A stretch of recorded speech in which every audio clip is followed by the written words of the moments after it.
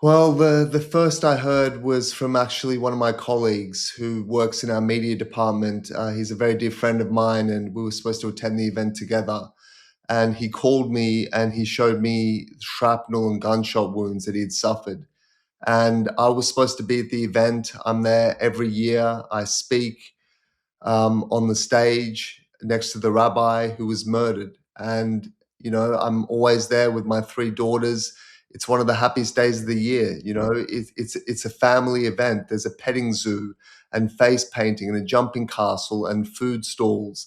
It's one of the most joyous days of the calendar. And to think that people plotted to target this event, came there with automatic weapons and massacred people in cold blood. I can't believe it. And I can't believe the people who are dead.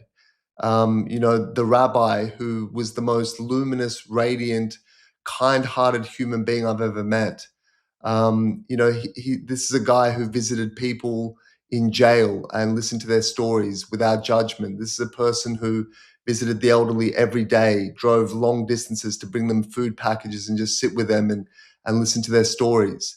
And he's been taken from us in cold blood along with 10 other people. It's just devastating. I think it'll take a long time for us to recover from this. Look, in a way, this was the logical conclusion to what's been simmering in this country for 2 years. At the start of the year in January, my former home was firebombed and targeted in an attack. There's been firebombings of synagogues and childcare centers. There have been over 2,000 incidents recorded in the last year. So, in a way, you look at it and the writing was on the wall. This sort of thing was always bound to happen. But at the same time, we're not a country with a high level of gun crime.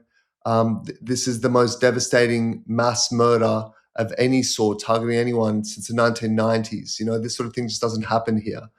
And it's one thing to have persistent anti-Semitism as we've had, but it's a huge leap to have a massacre on a beach at a Hanukkah lighting event. It's still beyond comprehension. But this is what we've become as a country. And, we as Australians like to view ourselves as being open and multicultural and peace loving. But after a while, when this sort of thing happens, this marks our country. This defines our national character. This is no longer an aberration. This is part of who we are. And I think we have to come to terms with that. Yeah, so this is in January 17th this year. The vehicles in front of my house. No, so we'd moved out of the house about a year prior, but it was discovered that they believed that we still lived there and it was a targeted attack. The cars that were in the driveway were daubed with slogans like F the Jews and F Israel. They were firebombed, set on fire. There was a huge inferno in the street, which could have been devastating. It was devastating, but it could have been deadly as well. So, and it was one of about a dozen firebombings that targeted the Jewish community in Sydney and Melbourne over that period of time. Cars were set alight, a synagogue was burnt in Melbourne, a childcare centre was burnt down a few days after my former home was targeted. And it was found that at least two of those attacks were orchestrated by the IRGC, the Islamic Revolutionary Guard Corps, working in unison with organized crime here in Australia. So we've had a serious problem here. There's no question about that. But again, to move from that to a massacre in cold blood of the sort that we saw on Bondi Beach, one of our most iconic destinations, it's just difficult to contemplate that this has transpired.